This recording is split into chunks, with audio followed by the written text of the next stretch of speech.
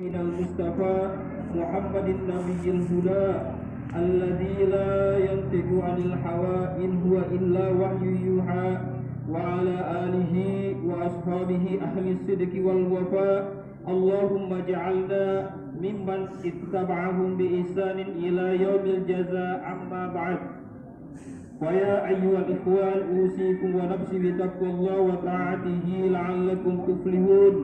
قال الله تعالى في القرآن الكريم أعوذ بالله من الشيطان الرجيم بسم الله الرحمن الرحيم ولله على الناس حج البيت من استطاع إليه سبيلا ومن كفر فإن الله غني عن العالمين. وقال أيضا إنا أعطيناك الكوثر فصل لربك وانهر إن شانئك هو الأبتر. Sadaqallahul adzim wa sadaqa rasulahu bil huda wa dinil haq wa nahnu minasy syahidin wasyakirin walhamdulillahi rabbil alamin. Allahu akbar, Allahu akbar, Allahu akbar. Hadirin jamaah Idul Adha yang dimuliakan Allah Subhanahu wa taala. Puji dan syukur senantiasa kita panjatkan kehadirat Allah Subhanahu wa taala atas karunia nikmat yang diberikan kepada kita sekalian. Sehingga pada pagi hari yang berbahagia ini kita kembali hadir di tempat yang penuh mubarakah ini untuk menunaikan salat Idul Adha 1441 Hijriah. Salawat beriring salam semoga tetap tercurahkan kepada junjungan kita Nabiullah Nabi Muhammad sallallahu alaihi wasallam beserta keluarga, sahabat dan ahli warisnya sekalian hingga akhir zaman. Di pagi hari yang penuh berkah ini kita berkumpul untuk melaksanakan sholat Idul Adha. Baru saja kita ruku, sujud sebagai pernyataan taat kepada Allah Subhanahu wa taala. Kita agungkan namanya, kita gemakan takbir dan tahmid sebagai pernyataan dan pengakuan atas keagungan Allah Subhanahu wa taala. Takbir yang kita ucapkan bukan gerak bibir tanpa arti, tetapi merupakan pengakuan di dalam hati, menyentuh dan menggetarkan relung-relung jiwa manusia yang beriman. Allah Maha Besar, Allah Maha Agung, tiada yang patut disembah kecuali Allah Subhanahu wa taala. Karena itu melalui mimbar ini selaku khatib mengajak kepada pribadi kami dan juga kepada hadirin sekalian, marilah tundukkan kepala dan jiwa kita di hadapan Allah Subhanahu wa taala. Apapun kebesaran yang kita sandang, kita tetap kecil di hadapan Allah Subhanahu wa taala. Betapapun perkasanya kita tetap lemah di hadapan Allah yang Maha Kuat. Betapapun hebatnya kekuasaan dan pengaruh kita tidak berdaya dalam genggaman Allah Subhanahu wa taala yang Maha Kuasa atas segala-galanya. Allahu Akbar, Allahu Akbar, Allahu Akbar. Hadirin jamaah salat Idul Adha yang dimuliakan Allah Subhanahu wa taala. Idul Adha yang kita rayakan setiap tanggal 10 Zulhijjah juga dikenal dengan sebutan Hari Raya Haji, di mana kaum muslimin yang sedang menunaikan ibadah haji yang utama, yaitu wukuf di Arafah, mereka semua memakai pakaian yang serba putih dan tidak berjahit, yang disebut pakaian ihram, melambangkan persamaan akidah dan pandangan hidup, mempunyai tatanan nilai, yaitu nilai persamaan dalam segala segi bidang kehidupan. Tidak dapat dibedakan antara mereka, semua merasa sederajat, sama-sama mendekatkan diri kepada Allah yang Maha Perkasa, sambil bersama-sama membaca kalimat talbiyah, labbaik Allahumma labbaik, labbaik la syarika lak labbaik, innal hamda wan ni'mata lak wal mulk la syarika lak.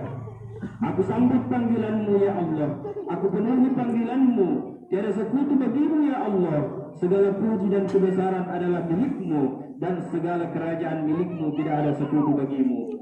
Namun saat ini kita ketahui bersama bahwa jamaah haji Indonesia tahun 2020 tidak diberangkatkan ke tanah suci akibat pandemi COVID-19 yang masih mewabah di berbagai penjuru dunia.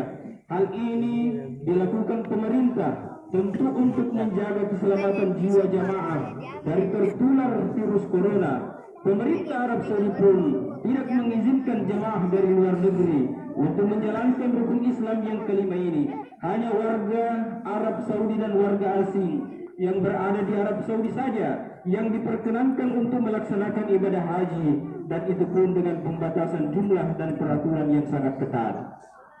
Bagi calon jamaah haji tahun 2020, keputusan ini tentu sangat berat untuk diterima. Setelah sekian lama menunggu antrian kuota haji dengan berbagai macam usaha untuk melunasi ONH atau ongkos naik haji, namun giliran saatnya berangkat harus mengalami penundaan. Namun ada hikmah besar yang bisa diambil dari keputusan ini. Di antaranya adalah kesabaran dan kepasrahan. Allah Subhanahu wa taala berfirman di dalam Al-Qur'an surah Al-Anfal ayat 46, "Wasbiru innallaha ma'as-sabirin." Bersabarlah kalian, sesungguhnya Allah bersama orang yang sabar. Idul Adha yang kita peringati saat ini juga dinamai Idul Nahar, artinya hari raya memotong kurban binatang ternak. Sejarahnya adalah bermula dari ujian yang paling berat yang menimpa Nabiullah Ibrahim. Akibatnya dari kesabaran dan ketabahan Ibrahim dalam menghadapi berbagai ujian dan cobaan, Allah memberinya sebuah anugerah, sebuah penghormatan Khalilullah atau kekasih Allah. Setelah titel Al-Khalil disandangnya, malaikat bertanya kepada Allah, "Ya Tuhanku, mengapa engkau jadikan Ibrahim sebagai kekasihmu? Padahal ia disibukkan oleh urusan kekayaannya dan keluarganya." Allah Subhanahu wa taala berfirman, "Jangan menilai hamba-Ku Ibrahim ini dengan ukuran lahiriah. Tengoklah isi hatinya dan amal baktinya." Sebagai realisasi dari firman-Nya ini, Allah Subhanahu wa taala mengizinkan para malaikat menguji keimanan serta ketakwaan Nabi Ibrahim.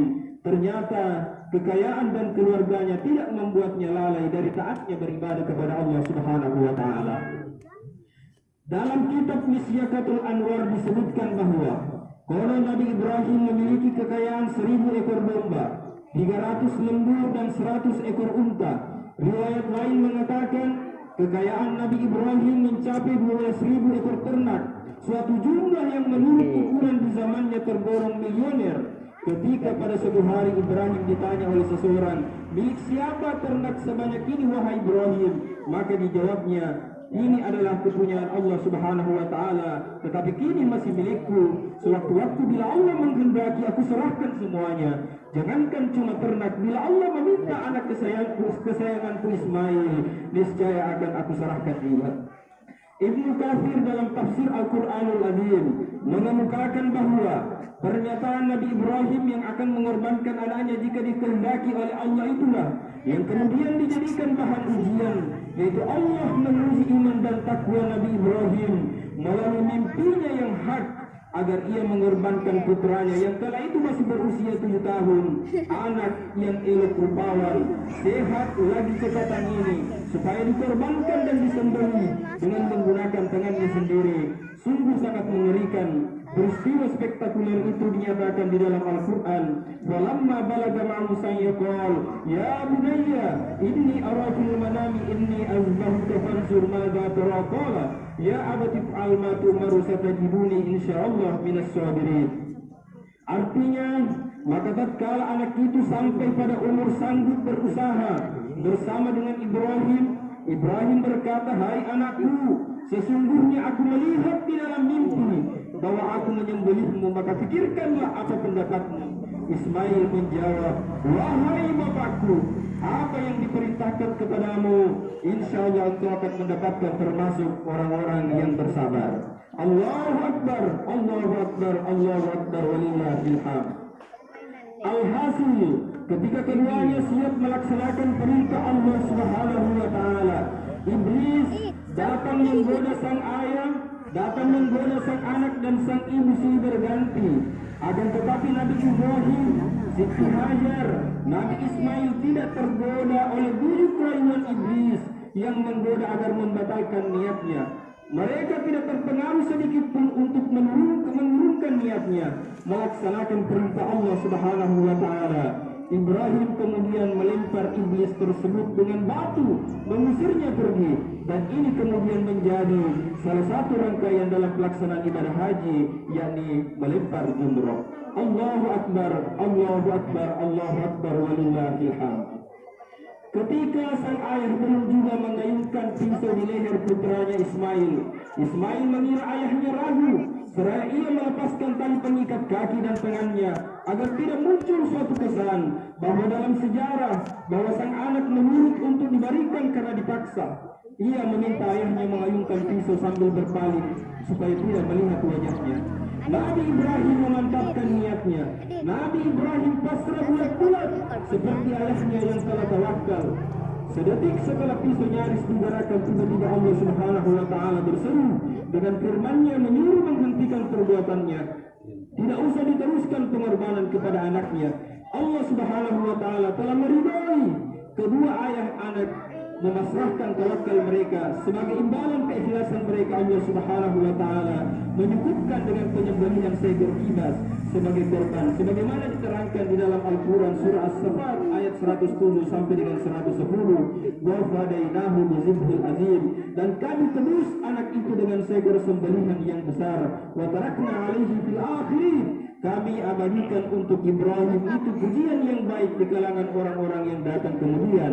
Salamun ala Ibrahim, yaitu kesejahteraan dilimpahkan atas Ibrahim. Kadzalika najzil muhsinin, demikianlah kami memberi balasan kepada orang-orang yang berbuat baik. Menyaksikan penyembelihan yang tidak ada tandingannya dalam sejarah umat manusia itu, malaikat Jibril kagum seraya terlontar darinya suatu ungkapan, Allahu Akbar, Allahu Akbar, Allahu Akbar.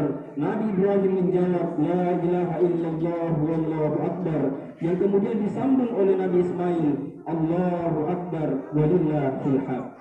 Hadirin jamaah Idul Adha yang dimuliakan Allah Subhanahu wa Ta'ala, sebagai pelajaran dari peristiwa penting itu, sungguh Allah Subhanahu wa Ta'ala menyariatkan umat ini bagi yang mampu supaya melaksanakan kurban setahun sekali, sebagaimana sabdanya yang diriwayatkan oleh Ahmad, Ibnu Majah dan Tirmizi, Ya ayyuhan nas, wahai sekalian manusia, ala kulli ahli baiti fi kulli amin udhiyah, upayakan bagi setiap rumah dalam setiap tahunnya ada yang berkurban.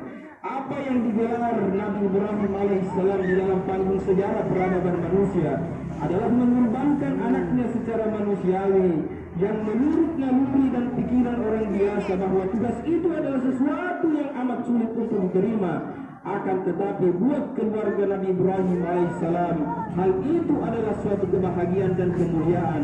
Keluarga Nabi Ibrahim alaihissalam justru menyambut tugas itu dengan sukacita lantaran berkesempatan mengorbankan sesuatu yang paling berharga bagi dirinya untuk Allah Subhanahu wa Ta'ala, sebagaimana firman Allah Subhanahu wa Ta'ala di dalam Al-Quran surah Al-Imran ayat 92, Lan tanalul birra hatta tunfiqu mimma tuhibbun wa ma tunfiqu min syai'in fa innallaha bihi alim.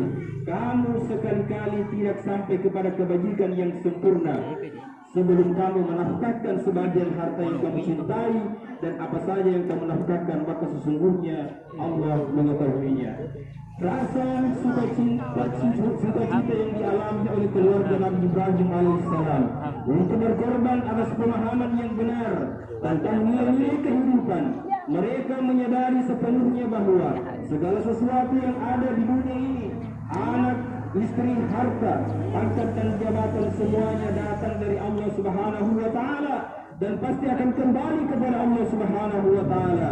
Oleh sebab itu, bagaimanapun modelnya perintah Allah Subhanahu wa Ta'ala harus dilaksanakan sebaik-baiknya tanpa melihat untung dan rugi, enak atau tidak enak, mudah ataupun sulit, berat ataupun ringan. Sikap seperti inilah yang menunjukkan jati diri Nabi Ibrahim alaihissalam, sehingga dianugerahi oleh Allah Subhanahu wa Ta'ala sebagai imam, pemimpin, teladan dan idola. Kehormatan tersebut tidak mungkin diraih tanpa Nabi Ibrahim alaihissalam didampingi oleh istrinya yang tercinta yang solehah dan anaknya yang soleh, seperti yang dilukiskan di dalam Al-Quran surah Al-Baqarah ayat 124. Wa izabtala Ibrahim rabbuhu bikalimatin fa'atammahunna qala inni ja'iluka lin-nasi imaman qala wa min zurriyyati qala la yanalu ahdi zalimin. Dan ingatlah ketika Ibrahim diuji Tuhannya dengan beberapa kalimat perintah dan larangan, lalu Ibrahim menunaikannya. Allah berfirman, sesungguhnya aku akan menjadikanmu imam bagi seluruh manusia. Ibrahim berkata, dan saya mohon juga dari keturunanku. Allah berfirman, janjiku ini tidak mengenai orang-orang yang zalim. Allahu Akbar, Allahu Akbar, Allahu Akbar, walillahil hamd. Kurban yang disyariatkan guna mengingatkan manusia bahwa jalan menuju kebahagiaan membutuhkan pengorbanan. Akan tetapi apa yang dikorbankan bukan manusia, bukan pula kemanusiaan, namun yang dikorbankan adalah binatang yang sempurna lagi tidak cacat. Sebagai indikasi agar sifat-sifat kebinatangan yang sering bercokol pada diri kita harus dilenyapkan serta dibuang jauh-jauh. Misalnya mau menang sendiri walaupun dengan menginjak-injak hak-hak orang lain, sikap tamak dan rakus walaupun kenyang dari kelaparan orang lain, bahagia dan senang walau menari-nari di atas penderitaan orang lain, mabuk puasa dengan ambisi yang tidak terkendali, sombong serta angkuh, iri hati dan dengki, tidak rela disaingi, tidak mau dikritik, tidak mampu mendengar nasihat dan orang lain sebagainya. Hikmah inilah yang diajarkan dalam berkurban, seperti di dalam firman Allah Subhanahu wa taala dalam Al-Qur'an surah Al-Hajj, la yanalallaha luhumuha wala dima'uha walakin yanaluhu taqwa minkum kadzalika sakhkharaha lakum litukabbirullaha 'ala ma hadakum wa basyiril muhsinin. Daging unta dan darahnya itu sekali-kali tidak dapat mencapai keridhaan Allah, tetapi ketakwaan dari kamulah yang dapat mencapainya. Demikianlah Allah menundukkan kamu supaya kamu mengagungkan Allah terhadap hidayahnya kepada kamu, dan berilah kabar gembira kepada orang-orang yang berbuat baik.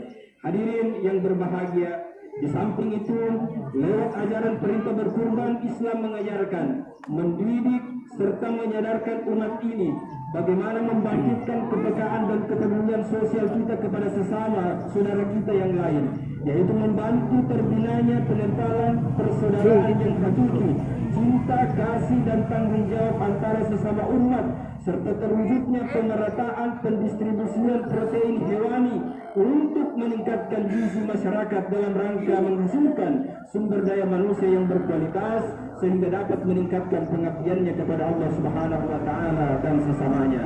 Sebagai bentuk keistimewaan ibadah kurban, oleh Rasulullah sallallahu alaihi wasallam pernah bersabda, "Ma'amila ibnu Adam yawman nakhli amalan ahabba ila Allah taala min iradati dam."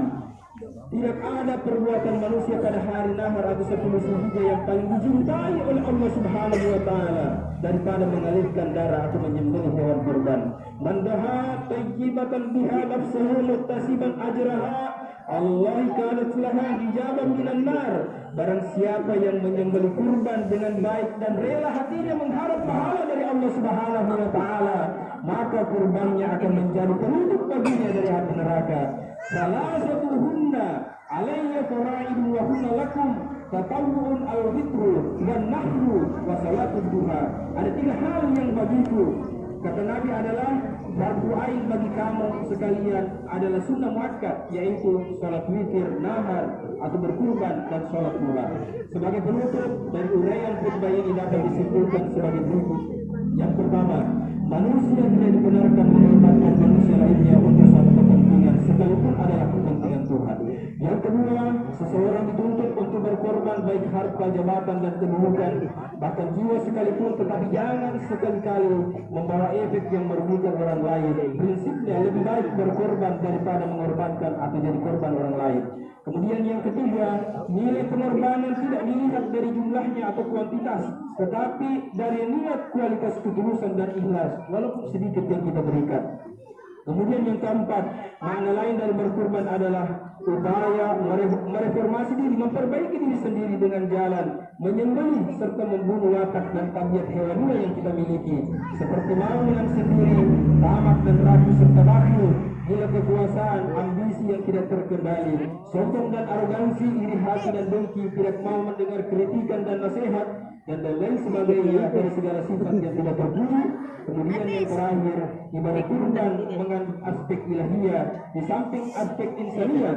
Dalam aspek insaniah sosial adalah menumbuhkan kekentalan persaudaraan silaturahim dan meningkatkan protein dalam rangka mendorong semangat pengabdian kepada Allah dan sesama manusia lainnya. Allahu Akbar, Allahu Akbar, Allahu Akbar, walillahil hamd.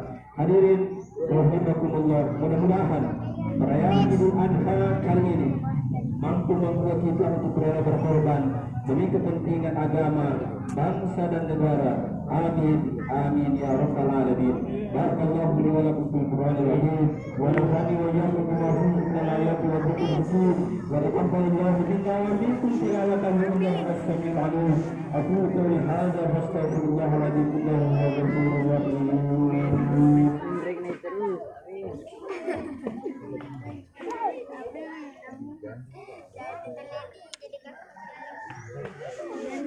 Allahu akbar, Allahu akbar, Allahu akbar, Allahu akbar, Allahu akbar, Allahu akbar, la ilaha illallah, Allahu akbar, Allahu akbar, walillahil hamd. Alhamdulillah wal ihsani wa syukru wa tawfiqi wa hidayah. Wa ashhadu an la ilaha illallah wahdahu la syarika lah wa ashhadu anna sayyidana Muhammadan abduhu wa rasuluhu da'ila ridwani. Allahumma salli ala sayyidina Muhammadin wa ala alihi wa ashabihi wa sallim tasliman katsira. Amma ba'd, fa ya ayyuhan nas ittaqullaha thumma 'amalu yantahu amma naha واعلموا ان الله امركم ان تبدا فيه بنفسه وكمل ملائكته بالقدس وقال تعالى ان الله وملائكته يصلون على النبي يا ايها الذين امنوا صلوا عليه وسلموا تسليما. اللهم صل على سيدنا محمد صلى الله عليه وسلم وعلى آل سيدنا محمد وعلى أنبيائك ورسلك وملائكة المقربين وارض اللهم عن الخلفاء الراشدين أبي بكر وعمر وعثمان وعلي وعن بقية الصحابة والتابعين وتابعي التابعين لهم بإحسان إلى يوم الدين. وارض عنا معهم برحمتك يا أرحم الراحمين. اللهم اغفر للمؤمنين والمؤمنات والمسلمين والمسلمات الأحياء منهم والأموات.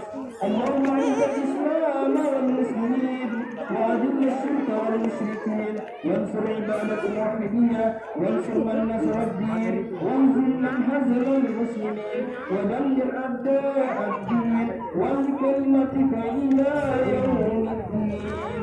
اللهم ادفع عنا البلاء والوباء والزلازل والفتنة والمحن ما ظهر منها وما بطن عن بلدنا إندونيسيا خاصة وسائر بلدان المسلمين عامة يا رب العالمين.